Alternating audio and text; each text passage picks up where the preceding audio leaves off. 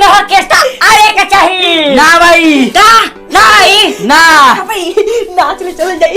अगर नाच आ जाई तो मार हो जाई। ये तो हम सोच रहा हूँ नहीं थी। ठीक है डंका ले चल। अगर डंका आ जाई तो तलवार से भोंक दे। तो मेरी शादी ना हुई। चुप। हमार दादवा पुर पकड़ा कि तार शादी कर देलस। हमार शादी करे के पर तू झगड़ा करे जरा। क्या जाता भाई ऑर्केस्ट्रा नाच जाई तो मार कर ले। डंका लिया हम तो मुंह में डंका कर ये वीडियो को माध्यम वाला लावनी के घर के जब मरद ठीक होई नु तो मेहरारू हाथ में रहेली सन। देख लो हमारे घर बेटा ऊपर से तो हम ही बोरा ढोआ तनी तनी एगो ले चुत्ती हूं धोइया माई रे पापा काम करे कहत रहन। ना हम कहत रहनी आइनु कि गामो में मत जो या तो हमरे खानी हो जाइबे।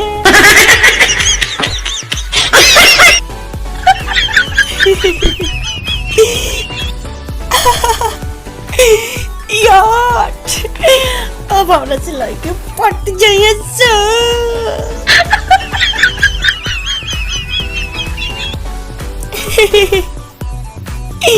यार तो हमरा से लइके पट जाइए चल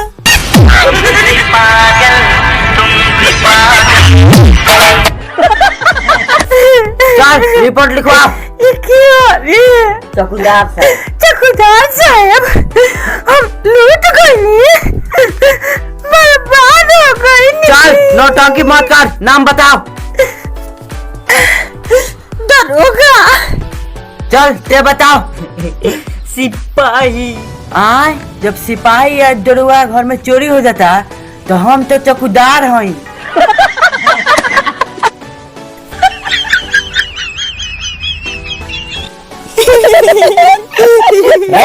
तनिका दोनों एके लगे काहे सटैले बड़ा सो? पैंट में फटल बा। आ तो रे हमरा पैंट में चेपी मारल बा। ए भैया आई बतालवा ले जाई ले जो। रे सुन लेकिन बोतलो ले जाए क्या करबे? जानता रहो एमे के तो सब मजा पी गइल बड़ा लो। हम बोतलवा ले जाए आ में तनी तनी पानी डाल के यानी हिला ले आ हिला के पियम नु तो मजे खानी लागी।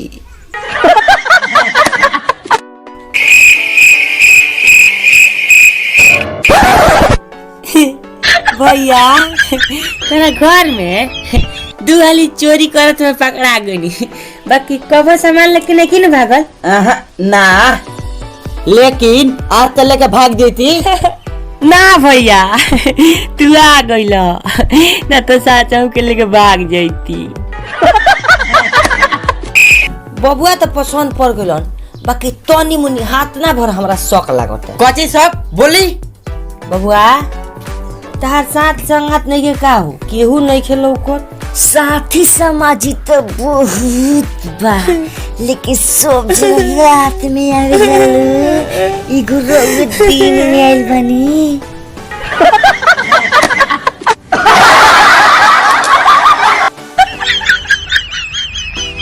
लड़का के देख लेनी सर लेकिन कुछ शक बुझाता। कुछ सवाल पूछल चाहत है बबुआ कहाँ ले पढ़ले बड़ा? जहाँ ले मन कइले बा तहाँ ले पढ़ ले बनी। अच्छा बाबूजी के का नाम हो का हो तो बैठे बड़ा नाम भूल पगल बा। तब आगे के बारे में एगो ठेला किने ओ काहे खातिर हो? पकौड़ी बेचम पकौड़ी। राते दिया भूता के पिया क्या क्या किया। भाग बुरी सवेरे अपना बाबूजी से पूछावी नु तो कहत रहवी नु कि राहुल भैया रतिया खान चोर सन के मारे नी।